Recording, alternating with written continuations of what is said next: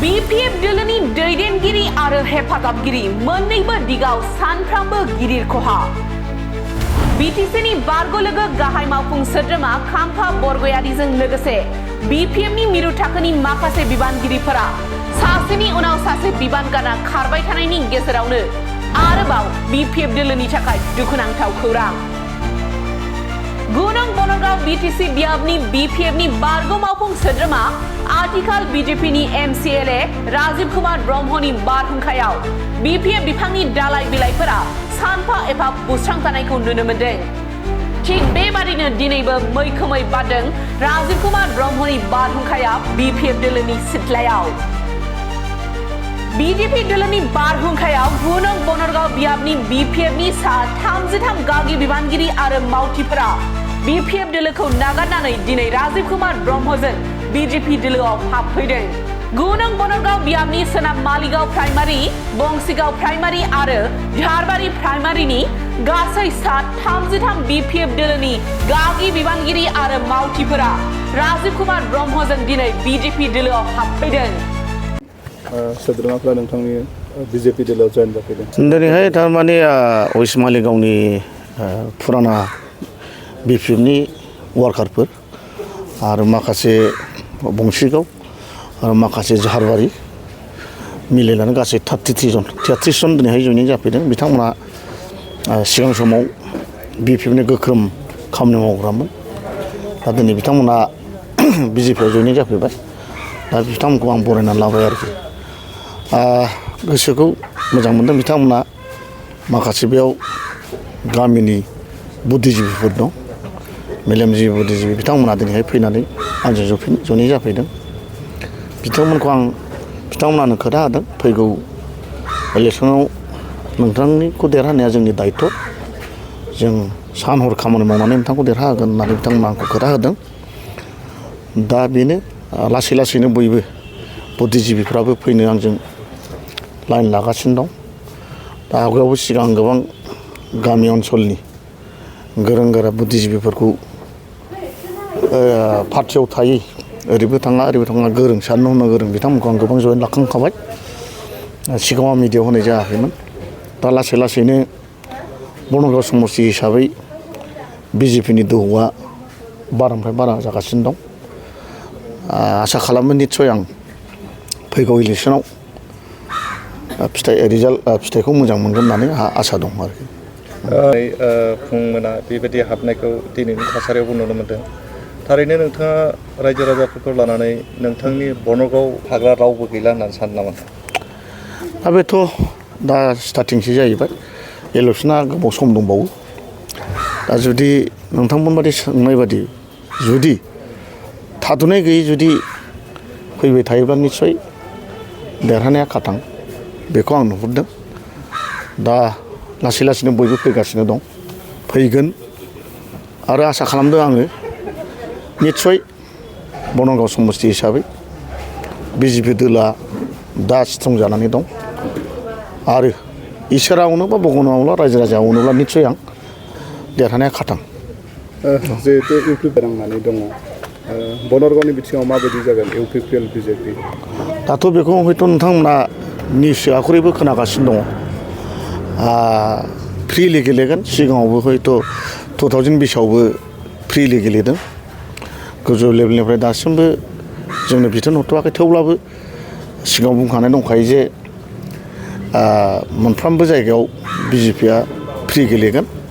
बेयाव जाय पार्टिया देरहागोन, जाय बांसिन देरहागोन बेजोंनो सरकार दागोन होननाय मोनसे जोंहा रायलायखानाय दं। दा CM भटबो लागोन नामा नोंथांमोना?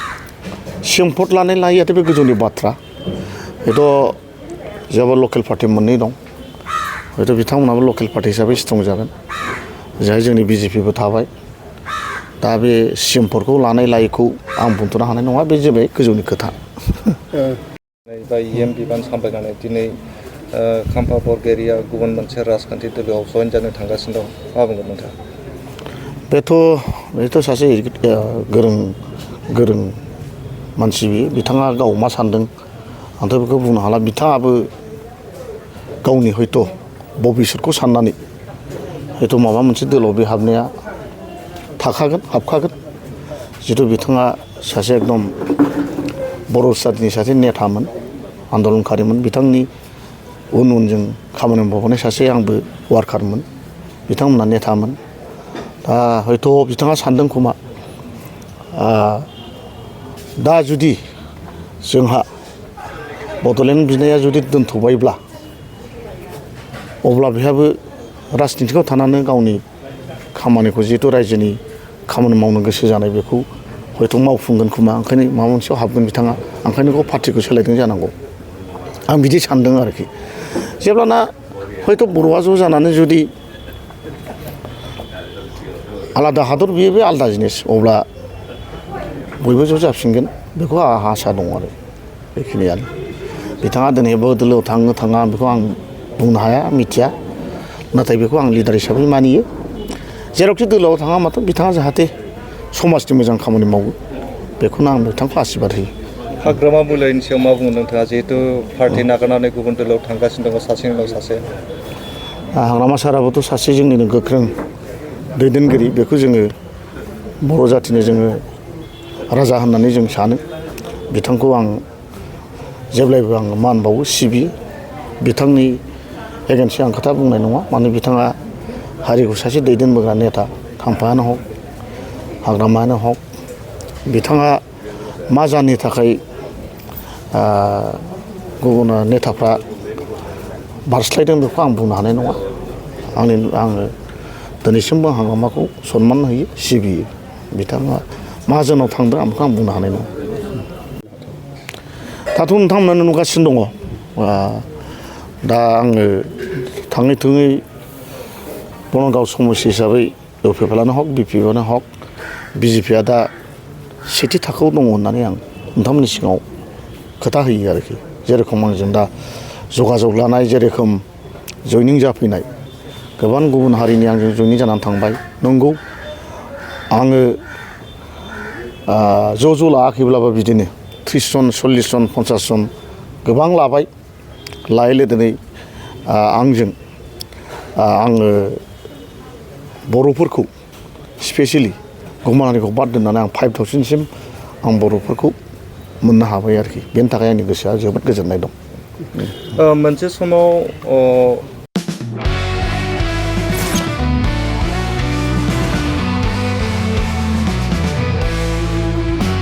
नोंथांनि जिउआव जायखिजाया खामानियावनो हेंथा नुजाथिदों नामा गोब्राब नाजासेयावबो जिउआव जाफुंसारनायखौ मोननो हायाखै नामा जुदि नोंथाङा बेफोर बायदि जेंनाफोरजों मोगा-मोगि जानांदोंब्ला बे खेबनिफ्राय जिंगासिनांगौ गैलिया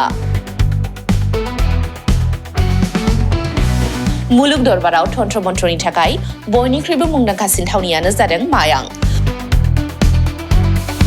मायांखौ साधु बिद्यानि रायजो होननानैबो मिथिनाय जायो बे मायांनिफ्रायनो तान्त्रिकनि सोलोंथाइ लानानै फैदों मुंदांखा रबि कबिराजा बिथांनिफ्राय नोंथाङा नोंथांनि जिउनि गासिबो रोखोमनि जेंना जेंसिफोरखौ सुस्रांनानै लानो हागोन बिसि फिसायनि गेजेराव जेंना गोसो थोनाया गारनानै थाङोब्ला लाबोफिननाय जुलिनि जेंना साख्रि मोननो हायै हा हु धोन सम्पथिनि जेंना बायदि बायदि जेंनानिफ्राय उदां जानो एबा सुस्रांनानै लानो थाखाय नोंथाङा दिनैनो दानो जगाजग खालामनो हागोन रबि कबिराजखौ रबि कबिराजखौ जगाजग खालामनो थाखाय मबाइल नाम्बार 7099193841 एबा 7086047381 आव कल खालामनो हागोन